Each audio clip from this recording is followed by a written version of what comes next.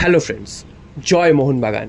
তবে আজকের মোহনবাগানের খবর দিয়ে শুরু করব না, আজকের কিন্তু আমাদের ভারতের জাতীয় দলের খেলা ছিল, সেই খবর দিয়েই শুরু করব। তো আজকের ভারতের জাতীয় দলের খেলা ছিল মালদ্বীপসের বিরুদ্ধে, একটা ফ্রেন্ডলি ম্যাচ ছিল। তো সেই ফ্রেন্ডলি ম্যাচে ভারতের হয়ে কিন্তু সবথেকে আলোচিত বিষয় ছিল সুনীল ছেত্রীর অবসর ভাঙে ফিরে আসা। তো সুনীল ছেত্রী কীভাবে ফিরে আসেন, তার খেলার কীরকম খেলেন, সেটাই কিন্তু আমাদের দেখার নজর ছিল। তো সেখানে কিন্তু ভারত অনেক দিন পর আজকের ম্যাচ জিতলো, একটা ইন্টারন্যাশনাল ম্যাচ জিতলো।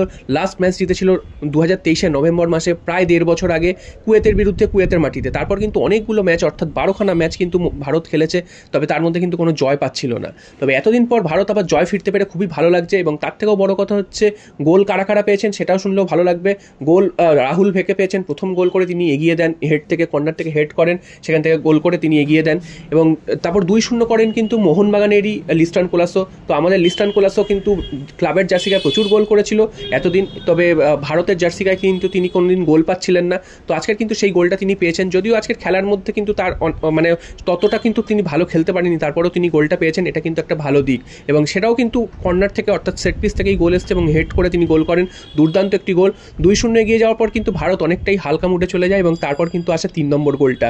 এবং সেই 3 নম্বর গোলটা কে করেছেন না, সেই captain, leader, legend Sunil Chhetri. অবসর ভেঙে ফিরে এসে তিনি কিন্তু আবার গোল করলেন, অর্থাৎ দ্বিতীয়বার তার ডেবিউ, সেই ডেবিউ ম্যাচেও তিনি কিন্তু গোল করলেন। অসাধারণ একটা মুহূর্ত। সুনীল ছেত্রী কিন্তু প্রমাণ করে যাচ্ছেন যে এখনও তিনিও অপরিহার্য ভারতীয় দলে, এবং তার কিন্তু বিকল্প এখনও প্রায় তৈরি হয়নি। তো এতদিন, এত বয়স হয়ে গেছে, তিনি একবার অবসর নিয়ে নিয়েছিলেন, আবার অবসর ভেঙে ফিরে এসে তিনি গোল করছেন, এটা কিন্তু সত্যি দৃষ্টান্ত একটা স্থাপন করেছে। এবং সেই সুনীল ছেত্রীর গোলেই কিন্তু ভারত শেষ পর্যন্ত 3-0 গোলে জয়লাভ করলো। তো সব মিলে কিন্তু অনেকদিন পর, যেটা বললাম যে ভারত অনেকদিন পর একটা ম্যাচ জিতলো, যদিও সেটা মালদ্বীপসের বিরুদ্ধে, মালদ্বীপসের র্যাঙ্কিং অনেক পেছনে, এবং বাংলাদেশ, মালদ্বীপস, এদের বিরুদ্ধে তো জিতে কোনো লাভ নেই, বড় বড় দেশের বিরুদ্ধে জিততে হবে। তবে অনেকদিন যে জয়টা আটকে গিয়েছিল, তো সেই জয় আবার ফিরতে পেরেছে ভারতীয় দল, এটা কিন্তু একটা ভালো খবর, এবং তাদের আত্মবিশ্বাসও ফিরে আসবে। আজকের ভারত কিন্তু মোটামুটি নিজেদের ছন্দেই খেলেছে, যদিও কিছু কিছু ভুল পাসও করেছে সেখানে, যেগুলো করা উচিত হয়নি। তো সব মিলে কিন্তু অনেকদিন পর 3-0 গোলের ব্যবধানের জয়টা কিন্তু ভারতের ফুটবলের জন্য একটা ভালো দিক। এরপর চলে আসি মোহনবাগানের খবরে। তো মোহনবাগানের আজকে সেরকম কোনো খবর নেই, তবে একটা কিন্তু দুঃসংবাদ রয়েছে। ভারতীয় দল থেকে কিন্তু চোট পেয়ে ফিরছে মনবীর সিং। তার নাকি কোমরে চোট লেগেছে, তেমনটা কিন্তু শোনা যাচ্ছে, এবং তিনি কিন্তু তার এতটাই চোট লেগেছে যে আগামী বাংলাদেশ ম্যাচেও তিনি কিন্তু খেলতে পারবেন না, এবং তাকে কিন্তু কলকাতায় ফিরে আসতে হচ্ছে। তো এটা কিন্তু অশনি সংকেত মোহনবাগানের জন্য।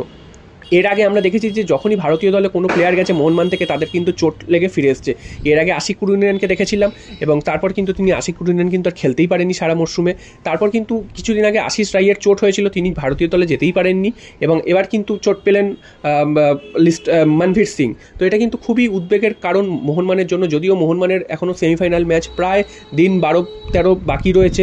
ততদিনে মনবীর সিংয়ের চোট কতটা গুরুতর সেটা বোঝা যাবে, এবং তিনি সেমিফাইনাল ম্যাচে খেলতে পারবেন কি খেলতে পারবেন না সেটাও কিন্তু তখনই জানা যাবে।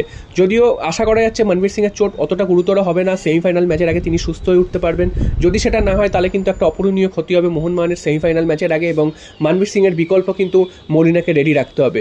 তো ভারতীয় দলের হয়ে যখনই কোনো প্লেয়ার খেলতে যাচ্ছে এইভাবে চোট লাগছে, সেটা কিন্তু ভারতীয় দলের ফিজিওদের দেখা উচিত যে বারবার কেন একই জিনিস হচ্ছে, এবং যেই চোটগুলো পাচ্ছে সেগুলো কিন্তু খুবই ভয়াবহ হচ্ছে, এবং অনেকদিন কিন্তু প্লেয়ারদের বসে থাকতে হচ্ছে। তো আশা করবো মনবীর সিংয়ের চোট গুরুতর হবে না, এবং আমাদের জার্সি গায়ে কিন্তু আবার মনবীর সিং সমহিমায় ফিরতে পারবে।